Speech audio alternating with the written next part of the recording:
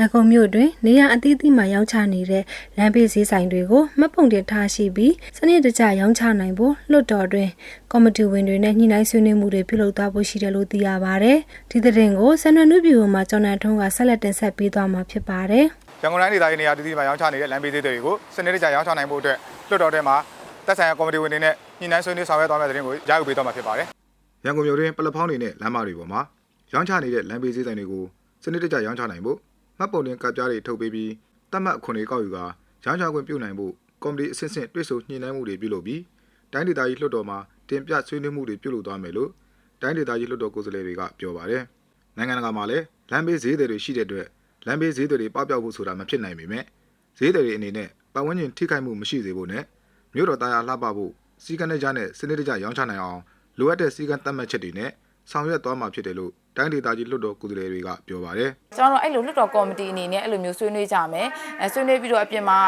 ဒီဟာအတွက်ဘယ်လိုမျိုးအကြံဉာဏ်ကောင်းတွေအကောင်းဆုံးလုပ်ကြမလဲဆိုတာဆွေးနွေးပြီးတော့မှလွှတ်တော်ထဲမှာကော်မတီအနေနဲ့ပထမအဆင့်ဆွေးနွေးကြတာမျိုးပြီးကြတော့မှလွှတ်တော်ထဲတင်တာမျိုးဟုတ်အဲ့လိုလေးတော့လုပ်သွားမယ်လို့စိတ်ကူးပါတယ်ရှင်။လမ်းမေးဈေးတွေကိုဒါပပျောက်ဖို့ဆိုတာတော့မဖြစ်နိုင်ပါဘူးဒါလမ်းမေးဈေးတွေစီကံတရားရှိမှလည်းသူတို့သတ်မှတ်ထားတဲ့နေရာမှာရောင်းမှလည်းကျမတို့ကရင်သွားလာရင်ကြောပိတ်ဆို့မှုကလည်းဒါနည်းနည်းဖြေလျှော့နိုင်မယ်စီမင်းစီကံအရာကျမတို့ကလိုက်နာအောင်လည်းကျမတို့ကအကျိုးအားထုတ်အောင်ပါဒါမှလည်းလူဆိုတာကတော့သူတို့ရောင်းချမှုနော်ဒီစီကံရှိမှုပို့ပြီးတိုးမြင့်လာမယ်လို့ကျမယူဆပါတယ်လက်ရှိရောင်းချနေတဲ့လမ်းဘေးဈေးတွေဟာလူသွားစင်ကြံတဲ့ရင်ရနာဖို့နေရာတွေမှာအမိုးအကာတွေပြုလုပ်ပြီးစီကံမဲ့ရောင်းချနေတဲ့အတွက်ရင်ကြောပိတ်ဆို့မှုတွေဖြစ်ပေါ်နေတာဖြစ်တယ်လို့ရင်မောင်းအချို့ကထောက်ပြပြောဆိုပါတယ်လမ်းဘေးမှာ3လမ်းသွားရှိတဲ့ထဲမှာတစ်လမ်းကကျွန်တော်တို့ဈေးတွေတွေကယူထားတယ်ယူတဲ့အတွက်အဲ့ဈေးတွေမှာလာဝယ်စားတဲ့လူရဲ့ကားကဆိုင်တွေရဲ့တစ်လမ်းအလဲလမ်းကိုယူထားတယ်ယူတဲ့အတွက်ကျွန်တော်တို့ကနောက်ကျန်တဲ့လမ်းကျောတကြောထဲမှာတန်းစီရတဲ့အတွက်လာသာအပေါ်ထိပ်ကနေပြီးဟိုအောက်ထိပ်ထိကျွန်တော်တို့တန်းစီပြီးသွားနေရတယ်လူသွားလင်းစင်းညံပေါ်မှာဈေးတွေရှိတဲ့အတွက်ကြောင့်ဈေးတွေကအခုအပြင်လူတွေကအောက်မှာဆင်းလျှောက်တဲ့ခါကားတွေကရှောင်းတဲ့ခါမှာ6လမ်းသွားဆိုတော့6လမ်းအပြည့်မသွားဘူးခင်ဗျ4လမ်းဆိုတော့4လမ်းအပြည့်မသွားဆိုခင်ဗျသူတတ်မှတ်ထားတဲ့ရင်ကျောက6စီးသွားတဲ့အချိန်မှာ2စီးတဲ့သွားနောက်ကကားတွေရင်ကျောပိတ်ဆို့မှုကမတရားကျက်ဆဲမှုကိုဖြစ်စေတယ်ခင်ဗျလမ်းဘေးဈေးတွေနေတဲ့ပတ်ဝန်းကျင်ထိခိုက်မှုမရှိအောင်ရောင်းချမှသာရင်ကျောပိတ်ဆို့မှုကိုပြေလျော့စေမှာဖြစ်ပြီးခီးသွွားပြည်သူတွေကလည်းတတ်မှတ်ထားတဲ့လူကူးမြင်းများတွေနဲ့လူကူးကုန်းကျော်တရားတွေကစနစ်တကျသွားလာတဲ့အခါရင်အန်တယ်နဲ့ကင်းဝေးစေမှာဖြစ်တယ်လို့လည်းလာသာမြို့နယ်အမှတ်40ရှိရင်နှင်းရဲတပ်ဖွဲ့မှဒူရဲမှုအေးထွန်းမောင်ကပြောပါတယ်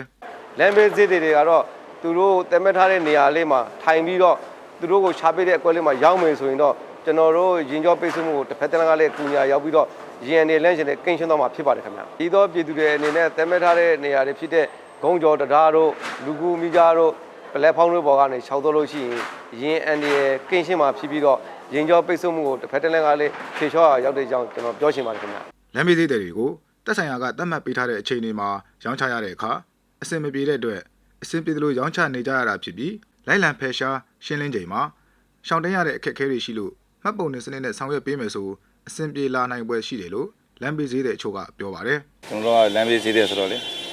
စီကံမဲ့လို့သူတို့တတ်မှတ်ထားတာတတ်မှတ်တဲ့ခါကျကျွန်တော်တို့ကလာတဲ့ခါကျတင်ရတယ်ဒါပေမဲ့ကျွန်တော်တို့အဲ့လိုတိတ်ပြီးရှောင်ရတဲ့ခါကျရောင်းရတဲ့အဆင်မပြေဘူးပေါ့နော်အဲ့လိုနေရာလေးတွေကိုတည်တံ့တတ်မှတ်ပေးမယ်မှတ်ပုံတင်နဲ့ထုတ်ပေးမယ်ဆိုရင်တော့တော်တော်အဆင်ပြေပါတယ်3နာရီကနေ8နာရီကိုရောင်းချလို့ရတဲ့နေရာရှိတယ်လှုပ်ရှားလို့ရတဲ့နေရာရှိတယ်ကျွန်တော်တို့နေရာမှာကျတော့3နာရီကနေစဖွင့်မယ်8နာရီမှာ8နာရီထိပေးလို့မယ်ဆိုရင်ရုံးနေရာမျိုးကအဆင်မပြေဘူးဘာလို့ကျွန်တော်ကဒီရုံးတွေဒီပတ်လက်မှာရုံးမရှိတော့ဘူးရုံးသားပဲလှုပ်လှုပ်စားရုံးသားတွေက4နာရီခွဲဆိုရင်တို့လှုပ်ဆင်းပြီဆိုတော့လူမရှိတော့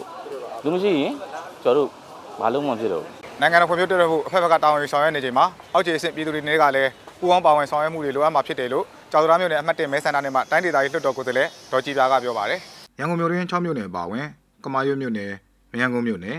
တာမွေမြို့နယ်မြောက်ကလာပမြို့နယ်တာဂီတာမြို့နယ်နဲ့အခြားမြို့နယ်အချို့တွေမှာလည်းလမ်းဘေးဈေးတွေအများဆုံးနဲ့ရင်ကျောကျက်တက်မှုအများဆုံးနေရာတွေဖြစ်တဲ့အတွက်နီလန်မျိုးစုံနဲ့ဖြည့်ရှင်းဆောင်ရွက်နိုင်ဖို့ဆွေးနွေးမှုတွေပြုလုပ်သွားမယ်လို့သိရပါတယ်